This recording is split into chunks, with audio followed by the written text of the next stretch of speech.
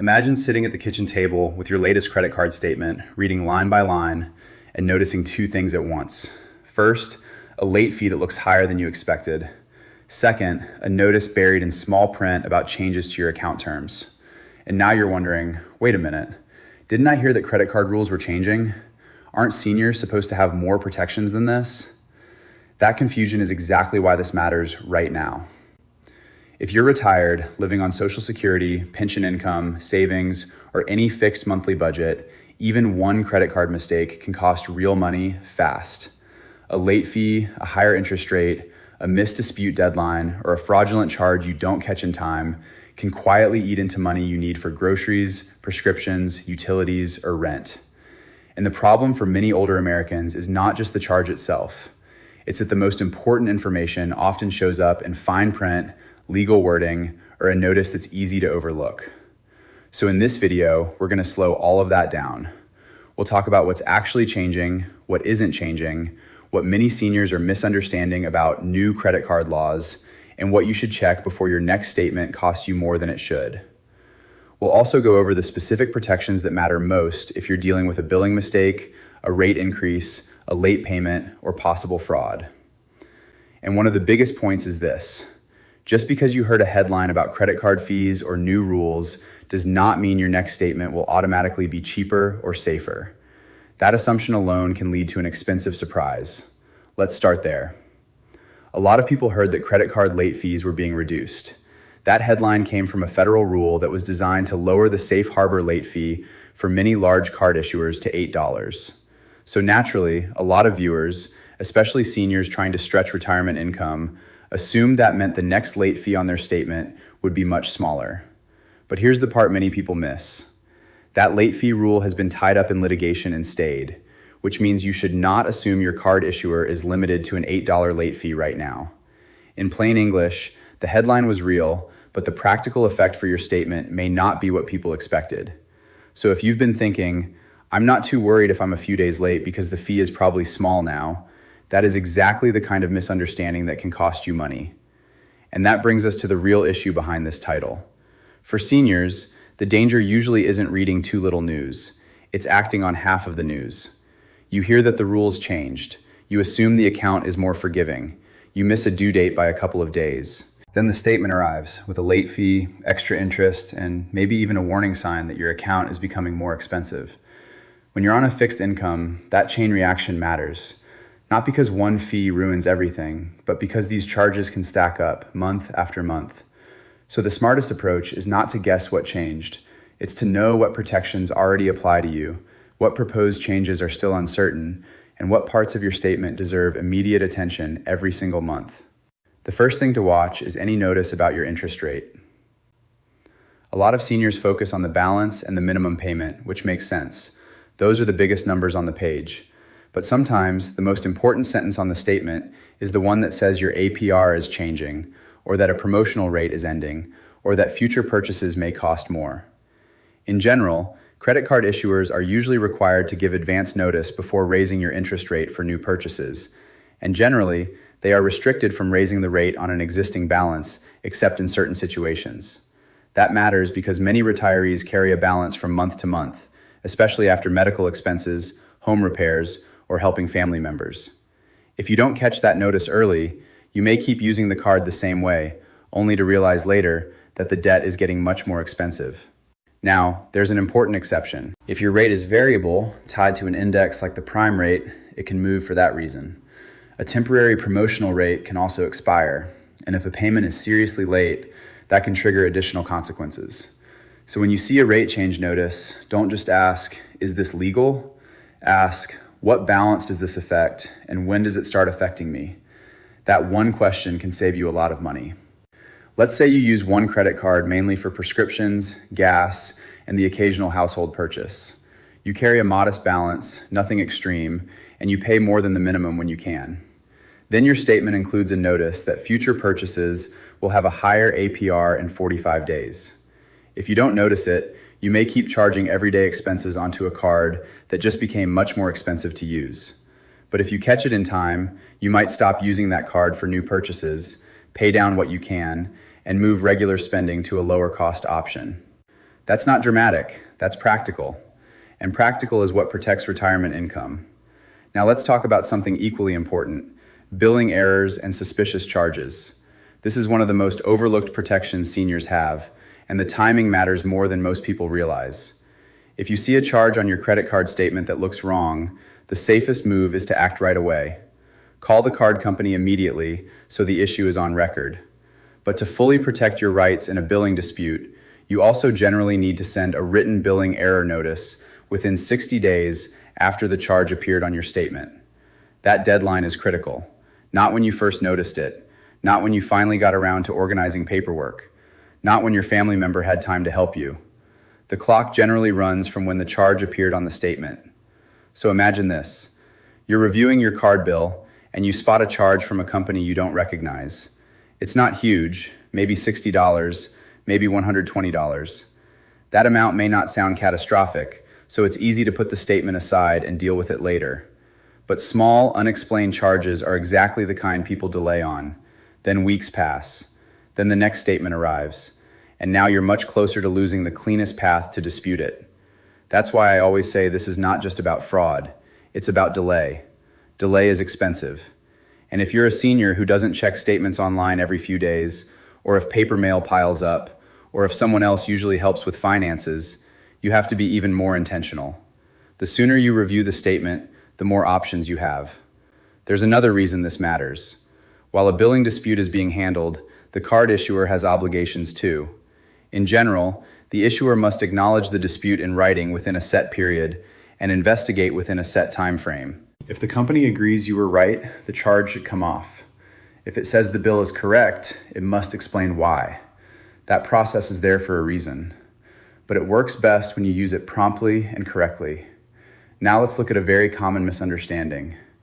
Some seniors believe that if they already paid the charge, they can't dispute it anymore. That's not necessarily true. Paying the amount does not automatically mean you gave up the right to challenge a billing error.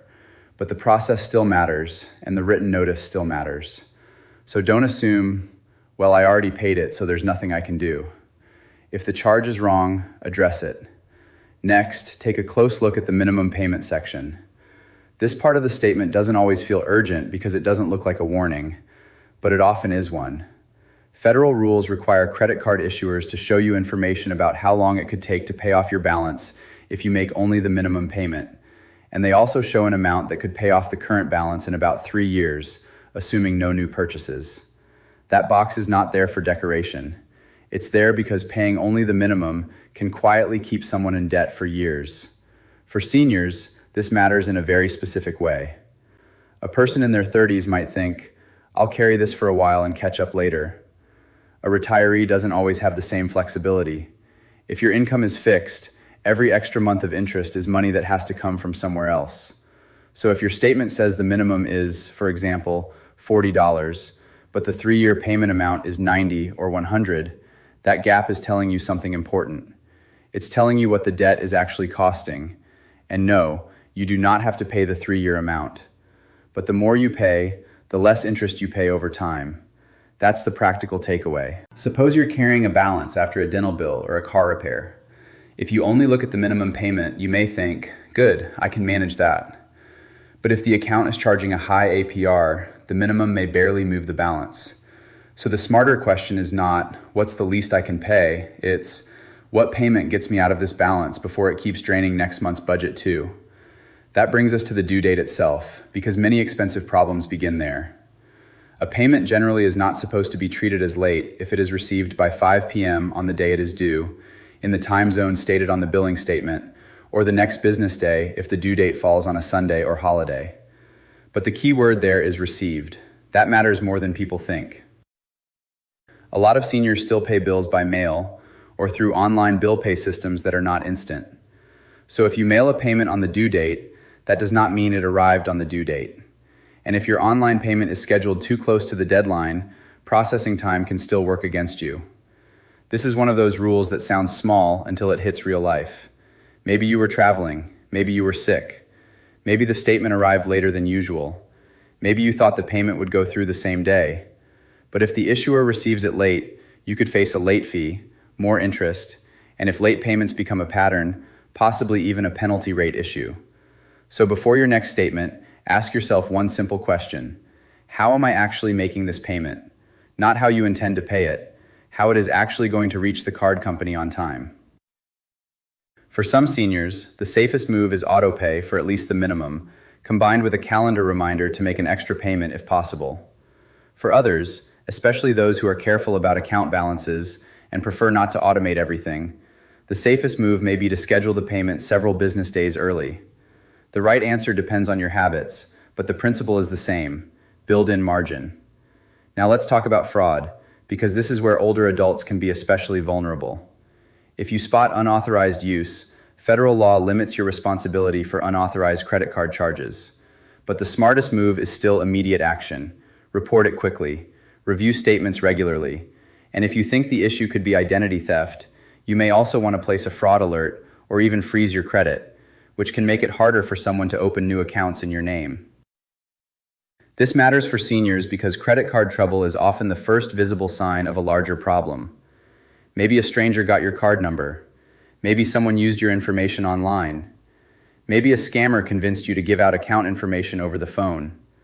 Or maybe the issue is closer to home and more uncomfortable to talk about. Sometimes unusual charges are not random. Sometimes they involve financial exploitation by someone the older adult knows or trusts. That is exactly why statement review matters so much. A monthly statement is not just a bill, it's an early warning system. If you're the one managing your finances, review every unfamiliar transaction. If a spouse, adult child, or caregiver helps you, it may be wise to build a simple routine around that review. And if you are helping an older parent, don't just ask, "Did you pay the card bill?" Ask, "Did anything unusual show up this month?" There's another part many people overlook. The protection isn't only about reacting after the money is gone. It's also about setting up barriers before a problem happens. Some financial institutions offer alerts. Some consumers benefit from choosing a trusted contact for broader financial protection planning. If that applies to you, it's worth looking into, especially if memory issues, illness, or financial stress are becoming part of the picture. Now, if you're wondering what you should actually do before your next statement arrives, here's the practical answer. First, don't assume a headline applies to your account until you read your own statement and card terms. That includes late fees, interest rates, promotional offers, and any notice of changes. Second, review the statement early, not at the end of the month when everything piles up. If something is wrong, time matters. Third, pay special attention to 4 areas every month: the due date, the late fee section, the APR or change in terms notice, and every transaction you do not immediately recognize. Fourth, if you find an error, move quickly. Call the issuer, then follow the proper written dispute process within the deadline. Fifth, if you are carrying a balance, don't let the minimum payment trick you into thinking the debt is manageable just because the number is small. Look at how long repayment could take and what that interest is doing to your monthly budget. And finally, if you're feeling overwhelmed by all of this, that does not mean you're bad with money. Credit card statements are designed to be dense. The language can be technical. The notices can be easy to miss. The answer is not panic. The answer is a repeatable review habit. So here's the bottom line. The most important new law lesson for seniors is not to trust headlines more than your statement. Some rule changes make news long before they fully affect real accounts. Some protections are already available, but only if you act within the deadline. And some of the biggest costs on a credit card do not come from one major emergency. They come from small details that were easy to ignore until they became expensive. If you're receiving Social Security, living on retirement income, or simply trying to protect your monthly cash flow, your next credit card statement deserves a closer look than ever. Check the due date. Check the interest rate notice. Check the minimum payment warning. Check every unfamiliar charge. And if something seems off, handle it quickly and verify your situation with the card issuer and official consumer guidance. That one habit can help you protect your money, avoid preventable fees, and stay in control. If you found this helpful, make sure to like the video, subscribe to the channel, and share it with a friend or family member who helps manage retirement finances. And if you want, leave a comment about the biggest surprise you've ever found on a credit card statement, because chances are Your experience could help someone else avoid the same mistake.